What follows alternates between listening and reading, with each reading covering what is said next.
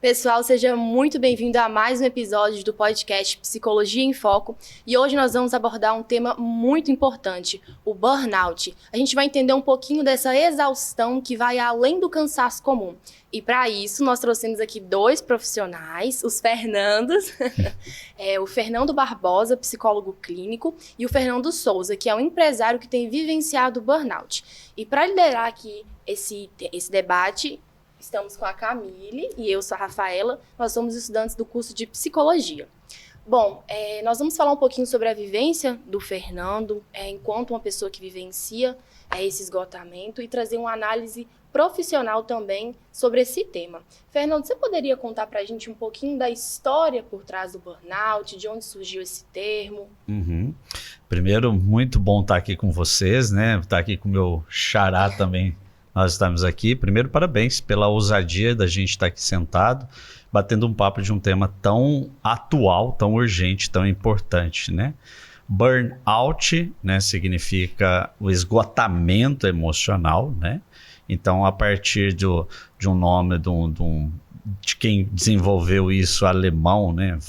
Freudenberg, né? Que a gente brinca, né? A partir da exaustão em relação ao trabalho, né?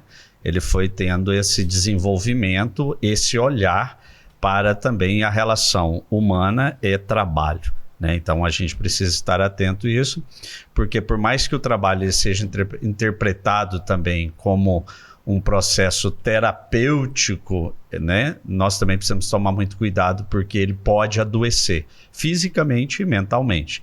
Então é de extrema importância, e principalmente a gente vai ter a partir de 26 de maio agora uma regulação para as empresas, e elas precisam estar atentas, porque elas serão fiscalizadas também a respeito da saúde mental dos seus funcionários e colaboradores.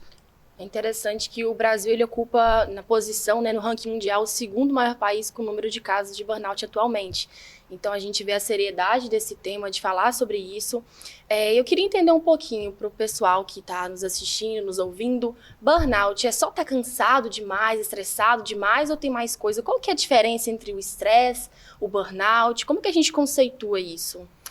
Primeiro que a gente precisa entender que o ser humano ele é um todo nas relações que ele está, tanto no trabalho. Ele não é um esfacelamento, você não consegue dividir, separar. Ele é um ser humano que tem relações sociais dentro do trabalho, ele tem a vida pessoal, vida social, que a gente chama. Então, é um ser humano tendo várias relações, né? Diferenciar sintomas de burnout é quando a gente olha na expectativa, na perspectiva do trabalho em relação a este indivíduo. Então, nossa avaliação a partir dos sintomas é em relação ao trabalho, ou seja, o trabalho pode ser aquele que está promovendo a potencialização ou até o surgimento de sintomas, que podem ser sintomas físicos, emocionais e sociais mesmo.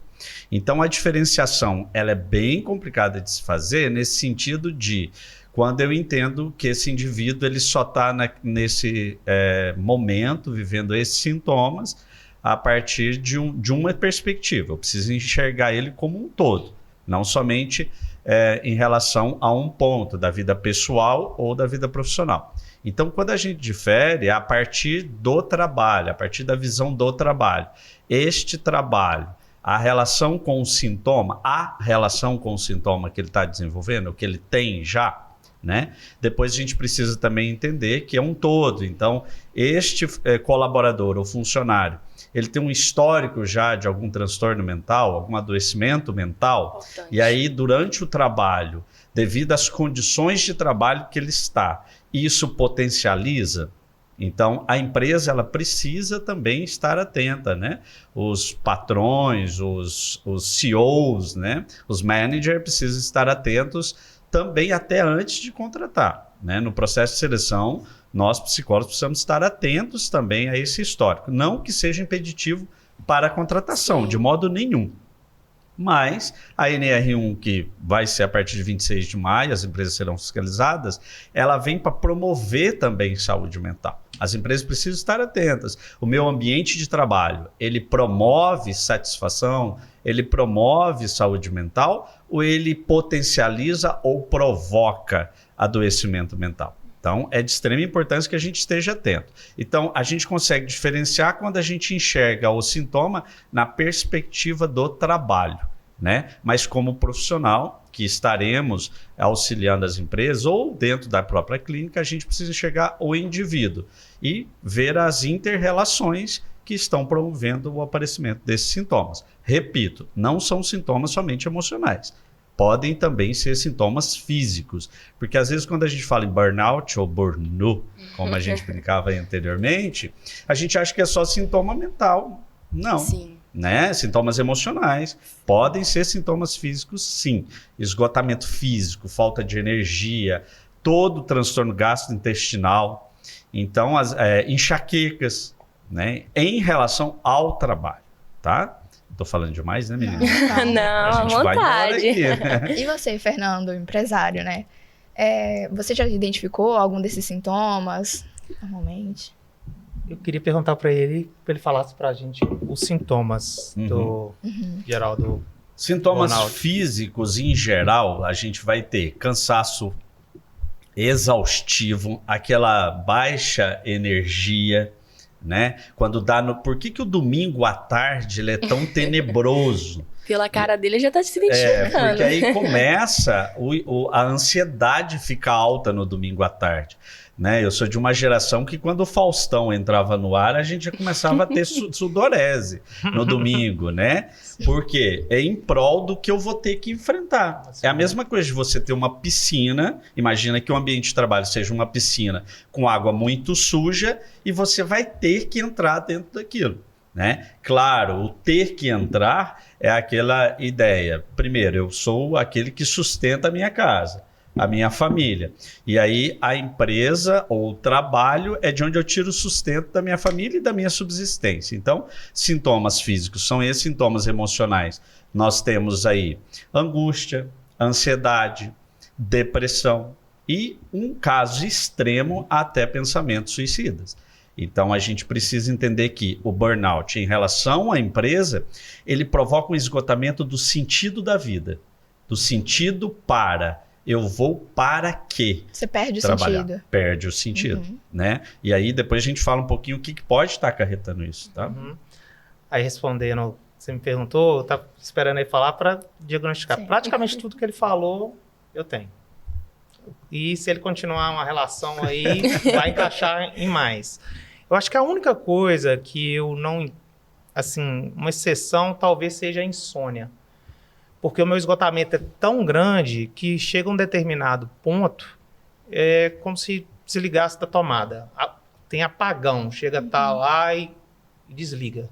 Eu acho que é o único que eu não encaixo, que eu vejo pessoas que sofrem ainda com insônia. Com insônia seria ainda pior. Mas o resto, todos esses quadros, eu apresento... Mas é algo que você tem vivenciado há muito tempo? Há bastante tempo. E aí eu tive que tomar algumas medidas para controlar. Porque o que acontece? Igual você falou, né, e falaram com a questão dos funcionários, eu não vou representá-los tão bem, porque eu tô do outro lado da moeda. Mas ser empresário, ele é como se fosse comparar com esporte, seria um esporte de alta performance. Ser empresário no Brasil não tem meio termo. Ou você é alta performance ou você está afindado ao fracasso. E para ser um alta performance, você acaba abrindo mão e desregulando outras partes da vida. Você dedica muito a uma parte e, infelizmente, para ter uma alta performance em você acaba abdicando. Saúde, entre outras áreas da vida. Família, tem muita gente reclama pai ausente, essas coisas. Sim. Então, você acaba dedicando muito. E aí começa os estresses, dedicação excessiva, não respeita a hora de parar, você tem o resultado superior à média. Quando há uma dedicação, provavelmente que você alcança esse resultado. Mas também tem as consequências e as sequelas, que é o que eu vivo hoje, que venho tentando desacelerar e tentando colocar outras coisas em prática para reduzir esse quadro. A gente costuma romantizar muito esse dar conta de tudo, dessa produtividade em excesso, eu preciso ser produtivo o tempo inteiro. A gente tem que entender que o descanso ele é necessário. Como é que a gente consegue reescrever esse roteiro, digamos, coletivo? As pessoas têm, a sociedade de forma geral tem isso em mente, de que nós precisamos o tempo inteiro ter essa produtividade. Se uma das minhas tarefas do dia eu não consegui realizar, eu não dei conta, pronto, não deu certo, meu dia acabou por aqui. Como é que a gente consegue reescrever isso e trazer para as pessoas um outro olhar, uma outra visão? Uhum. Me permita trazer isso que o meu xará está trazendo, que é de extrema importância você trazer isso, mas a insônia nem sempre é você ficar sem o dormir. O dormir é descanso com qualidade, né?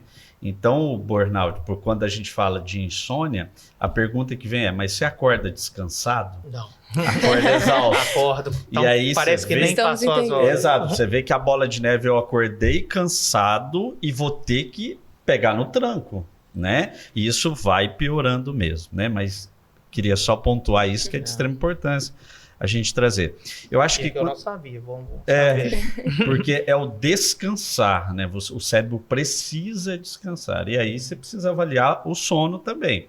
Hoje nós temos clínicas do sono que vão avaliar se você está entrando no sono para acessar a memória RAM, que é aquele quase coma, que é o que descansa. Descanso físico, descansa a mente e tal, né? Mas é preciso entender isso, né? Também a insônia é um ponto. É que a gente pensa em sono, é só ficar com um olhão aberto, né? Isso. Então esse Popularmente. desligar já é ruim, né? Já é um sintoma também. Se apaga. O problema é quando você começa a ter isso estando durante o dia, que a gente chama de crise de ausência. Então você vai estar num trânsito e vai dar a impressão que você desligou, né? Mas enfim, voltando aqui à questão, que senão fica de frente com os Fernando, né? Mas eu acho que a gente precisa organizar-se. Quando nós temos uma escala de trabalho com horário para iniciar, pausas, né? Quando nós temos férias, quando nós temos descanso remunerado, nós precisamos entender que isso é para o nosso bem, né? E eu ainda vinha para cá no Uber e quando ele falava o que eu vim fazer aqui, né? Eu falei, vou bater um papo com os meninos, o tema é burnout. E ele disse, o que é isso? Eu falei para ele, esgotamento. Ele falou, eu tenho isso. Ele falou, eu tenho isso. Por quê? Porque eu tenho 3 filhos, eu sou obrigado a trabalhar de Uber, eu sou açougueiro e eu ainda faço uns bicos de segurança. Não. Então, quando a gente fala de burnout, a gente também precisa entender que os autônomos também podem desenvolver isso. Então, nós precisamos entender que trabalhar, ok, mas o descanso também é importante. Quando eu falo descanso, eu estou dizendo em descanso semanal, mas eu também estou dizendo de férias. E férias para quê?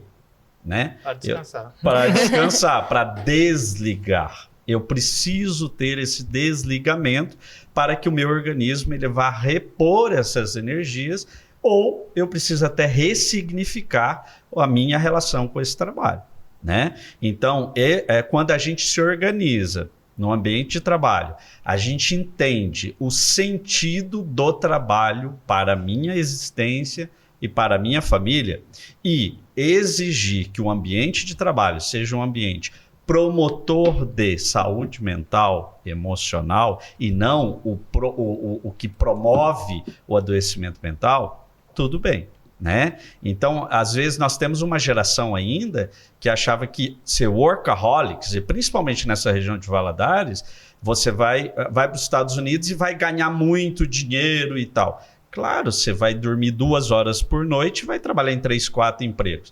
Então, nós temos essa ideia de uma geração que trabalhar muito é o que ia ter muito dinheiro. Mas a que preço? Esse termo estava muito em alta nos últimos tempos, né? Exatamente. Principalmente na internet, as pessoas sempre falando, eu sou workaholic, como se fosse algo muito bom. Exatamente. Você vê coaches de sucesso gritando a 4 ventos que é um workaholic. Por isso que ele tem a Ferrari, que ele tem não sei o quê. Me assusta, porque na hora que ele volta para casa, o que ele leva para casa dele? Que pedaço dele ele leva para viver a própria vida? né? Você passa uma vida inteira para ganhar o dinheiro e depois perde a saúde gastando dinheiro e mesmo assim. Eu penso nas pessoas que assistem, escutam, vê isso na internet e acabam trazendo para a sua realidade. Uma pessoa que mora numa cidade diferente, às vezes num país diferente, tem um emprego diferente, uma estrutura familiar totalmente diferente. Perfeito. E ela quer trazer para a sua realidade aquilo que é do outro. E isso acaba trazendo também esse adoecimento, porque a pessoa ela quer estar num padrão, ela quer comparar com a realidade que não é a dela. Pega isso como um estilo de vida, né? Exatamente. Em relação a isso também, as pessoas se sentem muito uma culpa por estar exausto, sabe? Tipo, tem uma pressão em cima deles em relação não, eu tenho que dar conta disso, principalmente masculina, né, os homens, a questão masculina, tem uma pressão em cima deles. E você, Fernando, como que você lida com essa autoexigência disfarçada de responsabilidade? Na verdade, assim, eu não assimilo, assim, disfarçada de responsabilidade. Responsabilidade, eu acho que ela tem e você tem que cumprir, ou você cumpre ou não cumpre. Eu acho que a exigência está ligada, né, o Fernando, meu xará, vai poder falar melhor isso, o quanto você idealiza as coisas. Eu acho que está mais ligado ao que você idealiza, essa exigência, o que eu quero ter, o que você falou isso, eu quero ter uma Porsche, que é agora da moda do guru, eu quero ter determinadas coisas, você idealiza muito grande, e aí você começa a trabalhar exagerado, começa a querer as coisas exageradas, e aí você não consegue aquilo e acaba se frustrando e achando que você que é incapaz, você que não consegue, e acaba vindo a deprimir por isso. Agora, nessa questão da exigência, eu exijo, e quanto mais eu estou fadigado, cansado, mais dá a sensação que eu não estou produzindo. E quanto mais dá a sensação que eu não estou produzindo, mais frustrado eu fico. E aí eu deprimo. É tipo um efeito dominó. E vai nessa bola de neve. Entra no looping, entra num loop e você fica desse jeito. Porque aí, quanto mais cansado, menos produção, mais depressivo você fica. Então, eu cheguei nesse estado de depressão, e aí eu comecei a fazer um tratamento, já estou na terapia desde 2021, com esses sintomas e controlando e, né, sendo ajudado. Eu acho que é de extrema importância, eu melhorei assim, muito com acompanhamento. Muitas pessoas eu vejo ficam correndo, eu acho que tem que correr a favor, ir para a pessoa, procurar tratamento, procurar ajuda, porque precisa. Existia um Fernando, lógico que eu não conseguia ainda 100%, mas uma das coisas que eu comecei a fazer é diminuir, você me perguntou, diminuir o ritmo um pouco, essa idealização, diminuir a régua para baixo, mais próximo da minha realidade que eu consigo hoje. E dentro da empresa, comecei a delegar, porque o empresário tende a abraçar o mundo e achar que só ele é o bonzão e só ele que sabe resolver aquilo daquele jeitinho. Não, tem pessoas muito mais competentes que a gente. Tem pessoas lá que fazem relatórios, coisas da empresa que, não, coitado de mim perto deles. Então, assim, comecei a delegar e respeitar o horário de parar. 7 horas da noite eu tenho que parar, vai ficar para amanhã. E fora do serviço eu comecei a fazer algo que gostasse, igual, por exemplo, descobri que eu gostava de viajar, então comecei a viajar, tentar respeitar durante a viagem, apesar que o empresário não para, o telefone toca, infelizmente, mas tentar o máximo possível, delegava o máximo possível para que me ligassem menos e eu conseguisse, aí eu dei uma acalmada. Uma pausa, assim. Você tocou num ponto muito interessante, que é saber respeitar o tempo. Se eu cheguei nesse horário, eu tenho que sair nesse horário. A gente sempre tem, não, só 5 minutinhos a mais, deixa eu terminar só isso daqui. E a gente começa a trazer isso para nossa vida como algo rotineiro, se torna um costume todos os dias. Ou sai 5 minutos, 10 minutos, 1 hora, 2 horas. Quando você vê, você já está preso naquela situação e passa anos nessa roda gigante aí, né? Não, só mais 1 minuto, só mais aquilo. Então, a gente queria entender também se, nesse contexto, tem algum grupo mais vulnerável, mais suscetível. Quem são as pessoas que atualmente são mais acometidas pelo burnout? É de extrema importância a gente entender o histórico, um grupo que já tem um histórico de transtorno mental, né? Então é um grupo também suscetível, ou grupos, por exemplo, que são arrimo de família, que a gente vai dizer, né? Então esse grupo de pessoas, e a empresa ela precisa ter conhecimento disso. As empresas precisam entender quem de fato são os colaboradores ou os funcionários, que de fato eles são arrimos de família, que aquele salário deles é o que sustenta uma casa de 4, 5, 6 filhos, né? É importante a gente entender isso, porque quantas vezes o funcionário ele chega no próprio empresário e vai querer vender férias, vai querer porque ele precisa, porque ele tem que dar conta, aquilo que vocês falaram que eu achei fantástico, né? Eu tenho que dar conta, né? E o tratamento, quando a gente entende para esse grupo, primeiro a gente sim, montar um projeto pessoal de vida, de extrema importância a gente ajudar o empresário a montar um projeto pessoal de vida, do sentido dessa empresa na vida dele e na família dele, mas também a gente tem que entender que esse projeto ele tem introdução, desenvolvimento e precisa ter conclusão. Então a gente aqui, com esses grupos, a gente precisa entender que ele precisa ter um projeto pessoal de vida para como que ele quer encerrar isso.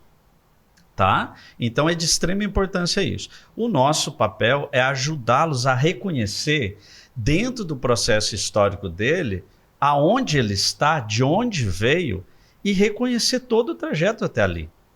E mostrar que se ele chegou no dia de hoje, não é por causa de ser herdeiro. É porque ele conseguiu, apesar de toda a dificuldade, de todo o cansaço, de todo o suor, ele conseguiu chegar até no dia de hoje. Se ele está no hoje, ele precisa também, ou se ele é um empresário, construir um ambiente da relação dele com a empresa seja bem melhor, ou se ele é um funcionário, ele cobrar dessa empresa para que esse ambiente seja um ambiente promotor de saúde mental também, né? Um ambiente livre de assédio, um ambiente livre de carga estratosféricas, né? De metas, né? Quantas vezes a gente tem pessoas que trabalham em empresas que se a meta desse mês é 10, no mês que vem é 12, no outro mês é 14, e o salário não se aumenta.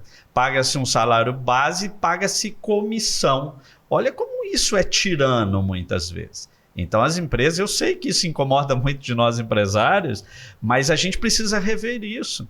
Porque às vezes o funcionário ele não vai demonstrar para a empresa, porque ele entende que se ele demonstra que ele está com uma baixa emocional, uma exaustão física, ele vai ser cortado. Né? Então é de extrema importância que a gente identifique esse grupo, que a gente identifique essas pessoas, que elas tenham espaço para externalizar isso, e as empresas a partir de 26 de maio, elas precisarão, diante do governo, elas precisarão apresentar um programa de identificação de sintomas de burnout, elas precisam apresentar um projeto para amenizar isso, né? E tratamento e promoção de saúde mental. Então, por isso que eu falei que o tema, nesse momento nosso hoje, né, no finalzinho de abril, o último dia de abril que a gente está apresentando isso, ele é desafiador e atual demais o tema que vocês estão trazendo hoje aqui, né? E quando a gente escuta o meu xará aqui falando que buscou ajuda, buscou o tratamento, isso é fantástico. Isso é muito bom, porque a gente entende, xará, que burnout às vezes é só para o funcionário. Sim. Mas o empresário autônomo também, né? Ele precisa entender. Muitas vezes as pessoas perguntam assim para a gente, mas o que eu vou fazer num dia de feriado? O que eu vou fazer nas minhas férias? Você vai ter lazer, prazer. Você vai, se você tem filho, vai brincar com seu filho, tira teu tênis, tira tua camisa, né? Bota a pança pro jogo ali, né? Vai relaxar. Tem gente que tá tão inserido no trabalho que não consegue saber o que gosta de verdade, perfeito, né? E ele perdeu a consciência dele. Do que traz prazer para ele, né? Uhum. Porque tá lá no trade, tá lá no investimento, tá lá atrás de pagar os juros que nós estamos pagando muito alto nesse país hoje, né? Enfim, eu acho que quando se traz do grupo, eu me estendi um pouquinho para a gente entender que tendo um projeto pessoal de vida, a gente, para a empresa também, projeto pessoal para a empresa, a relação desse empresário, dos funcionários, mas reconhecer também. Perfeito. Né? E o que te ajuda a manter, né, essa estabilidade no seu ambiente de trabalho? Dentro do trabalho, não fora, assim. Dentro do trabalho foi, né, conforme te falei, delegar. Pegar, dividir o máximo, porque como a maioria dos empresários são bem centralizador, sabe? Tudo a gente quer abraçar, a gente acha que só com a gente vai funcionar. Então, uma das coisas que me ajudou foi ter pessoas para estar dividindo, né, e repartindo ali. Então, reconhecer a capacidade, dos né, outros, dos outros. treinar, que era uma coisa também que a gente não fazia. Acho que a pessoa nasce pronta, ninguém nasce pronto. Então, comecei a estar treinando essas pessoas e gestão de tempo também, né? A hora de entrar, sair, mas não só isso. Uma coisa que me ajudou demais foi ter um planner, onde que eu anoto horário, fazer a gestão ali, eu consegui fazer mais em menos. Se organizar, né? Organizar. Organização também. Era uma pessoa extremamente desorganizada. E aí o tempo que você perde procurando as coisas, onde está, como está. Então, a organização também foi uma das coisas que me ajudou a centrar ali e ganhar. Mas eu acho que o mais importante disso é a gestão de tempo. Porque se você parar, concentrar, você consegue fazer mais e menos, e aí você não precisa ficar estourando hora extra para funcionário, você não precisa, patrão, ficar 10 horas da noite virando. E hoje a gente tem distração para tudo quanto é lado, né? Celular toca aqui. Eu, particularmente, tirei todas as notificações do meu celular. Porque se eu estou trabalhando, não posso ficar com aquele trem me chamando toda hora, não. Então, gestão do tempo, para mim, ajudou bem. Sem levar em consideração também os vícios, né, que muitas das pessoas acabam. Seja aquele vício por, às vezes, sempre no telefone, nas redes sociais. Tem muitos comportamentos, você citou, e até ideações suicidas em casos mais extremos. Quais os comportamentos de risco ou vícios mais comuns assim, que a gente costuma ver em pessoas que são acometidas pelo burnout? Se a gente entende que o burn é queimadura, é o fogo ali que queima, né? Ou seja, é esse descontrole emocional mesmo, nós vamos ter o aumento de alcoolismo, porque o álcool vem naquela primeira instância para relaxamento. Nós vamos ter, junto com ele, o aumento do uso de cigarro. Nós tínhamos uma diminuição alguns anos atrás, depois da pandemia, o uso de cigarro estourou. Na juventude, o uso de vapers estouraram, né? É gigantesco isso hoje, mas nós temos também o abuso de outras drogas, né? Drogas estas que vêm com o intuito de relaxamento em pouco espaço de tempo. E aí o uso gigante de drogas, e a gente chama de drogas mesmo, para foco, né? E aí não vou falar nomes aí comerciais, mas drogas, não são remédios, né? Porque não é para tratamento. E outros mais. Depois que se instala um transtorno mental, aí você vai ver o abuso mesmo de remédios relaxantes musculares, por exemplo. Né? De cada 10, 7 pessoas tem uma cartela de relaxante muscular dentro da bolsa. Sim. Né? Então é perigoso mesmo. Então, vários tipos de outras drogas, né? Até chegar à autolesão. A gente encontra muito isso. E autoabandono, sabotamento, né? Síndrome de impostor, de achar que nunca dá conta de nada, e aí começa a se sabotar de lazer, de prazer, de relaxamento. Isso aí também tem tudo. E por aí e por aí vai, né? Então, antes de encerrar, o que você gostaria de dizer para as pessoas que têm burnout, o que você gostaria que elas soubessem, assim, que poderia ajudar elas, né? Ou antes mesmo de chegar ao estado do burnout. Primeiro eu quero dizer para nós que estamos aqui, né? A gente tendo o Fernando aqui, o meu xará, ele trazendo a história de vida dele, para a gente é um exemplo, né? Obrigado por me permitir estar escutando sua história. Isso Obrigado, é eu genial agradeço. e faz a gente pensar, né? E por vocês, meninos, se dedicam nessa etapa do estudo a ter essa ousadia de vir falar disso, porque pouco a gente tem em mídias alguém com ousadia e dando a cara a tapa. Então, mas para você que nos acompanha, para vocês que estão aí nos assistindo, a primeira coisa, reconheça que se você chegou no dia de hoje, você tem um histórico, você veio de muita luta e de batalha. Que beleza. Depois foque no para quê, no sentido da sua vida. De onde você veio? Aonde você está? Se você não encontra o sentido para a sua vida, a morte torna-se o único sentido. E aí as coisas são irrelevantes. Ter sintomas, saúde mental, não ter torna-se irrelevante. Mas eu digo para você, você está nesse mundo, sim, para um sentido. A sua vida tem um sentido, ela tem um para quê. E é encontrando esse sentido que a gente supera vazios existenciais, que a gente consegue cuidar da gente. A vida fica mais leve e a gente entende que a gente tem valores porque tem um sentido e dentro desses valores a gente começa a se valorizar, a exigir que esses valores sejam mantidos. E é de extrema importância. Se você identifica algum desses sintomas que a gente comentou hoje, busque um profissional da psicologia para isso. Psicoterapeuta, não somente alguns terapeutas por aí. Muito obrigada pela participação de vocês. Gostaria de agradecer a todos que estão assistindo nosso podcast. Eu gostaria de agradecer você, Rafael, por ter conduzido isso aqui. Então, a gente se encerra por aqui. Eu agradeço Encontre aí o sentido da vida, né, gente, também. Prazer é meu, meu amigo. Até mais, Imagina, pessoal. tamo junto. Até mais.